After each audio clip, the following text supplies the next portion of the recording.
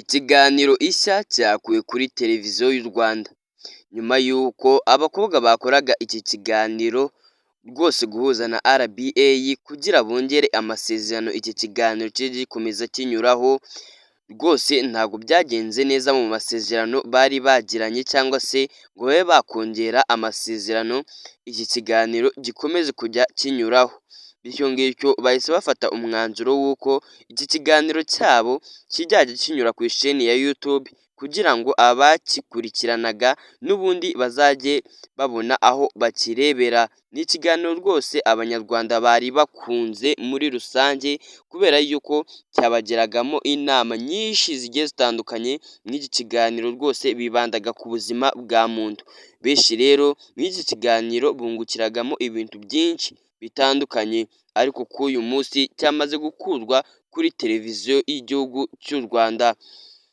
Kuva muri Werurwe 2021 buri wa kane w'icyumweru kuri televiziyo y'u Rwanda hatambukaga ikiganiro ishya gikorwa n'abanyamakurukazi b'amazina akomeye barimo Aissa Kiza, Cyuzuzo Jeanne d'Arc na Michel Iradukunda uzwi nka Mishu, bihuje ndetse n'uyu nguyu witwa Mucyo Christelle usanzwe akora mu bijyanye n'imiti. Iki kiganiro cyari kimaze imyaka 3 gitambuka kuri televiziyo y'u Rwanda, cyamaze kuvanwaho k'ubu ngubu, ubu kigiye kujya kitambuka ku isheni ya YouTube nk'uko twabihamirijwe n'abasanzwe bagikora. Aba bakobwa rero bakoraga iki kiganiro mu byo batanze mu itangazamakuru cyangwa se ikiganiro bagiranye n'igihe, uyu Aissa Kiza yavuze ko bahisemo kugikura kuri televiziyo y'u Rwanda nyuma y'ibiganiro bagiranye bikarangira batongereye amasezerano muri RBA y'uko iki kiganiro cyajya kinyura kuri televiziyo yabo. Ati twari dufitanye amasezerano na RBA ari naho hacaga iki kiganiro, nyuma rero twagiranye ibiganiro ariko ntibyagenda neza kuko byarangiye twumvikanye yuko iki kiganiro kitazongera kunyura kuri televiziyo y'igihugu cy'u Rwanda, ahubwo kigiye kujya kinyura ku isheni ya YouTube. Uyu Aissa Kiza ahamya ko ikiganiro cyabo bahisemo guhita bakimurira kuri YouTube, aho iki kiganiro kigiye kujya gitambuka rwose 3 mu cyumweru, ariko abakunzi b'iki kiganiro ntibabure kukibona umunsi ku wundi cyangwa se 3 mu cyumweru. Rwose bijeje abakunzi b'iki kiganiro ko bagomba kujya bakibona. Ese koko nawe uri umukunzi w'iki kiganiro ishya?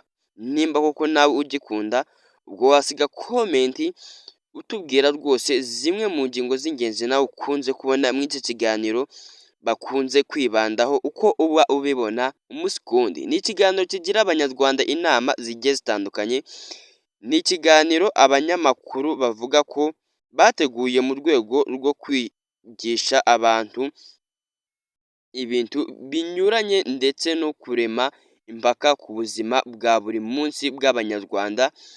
Mucyo Christelle wihuje n'aba banyamakuru muri iki kiganiro, asanzwe akora mu bijyanye n'imiti cyane ko ari nabyo yize.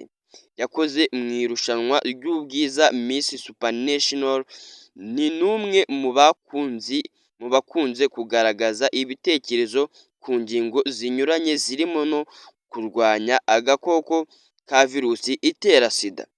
Michel Iradukunda ni umunyamakuru wa RBA, amaze igihe akora kuri radiyo Rwanda na Magic FM. Uyu mugore itangazamakuru arimazemo imyaka 9, akaba umwe mu banyamakuru rwose bafite impano yo kuyobora ibirori bitandukanye. Urumva yuko rwose ibi ngibi arabikwiye gukora muri iki kiganiro ishya, cyane yuko amaze igihe kinini mu itangazamakuru, kandi uyu nguyu ari umwe mu bayobora ibirori byinshi bitandukanye hano ngaha mu gihugu cy'u Rwanda.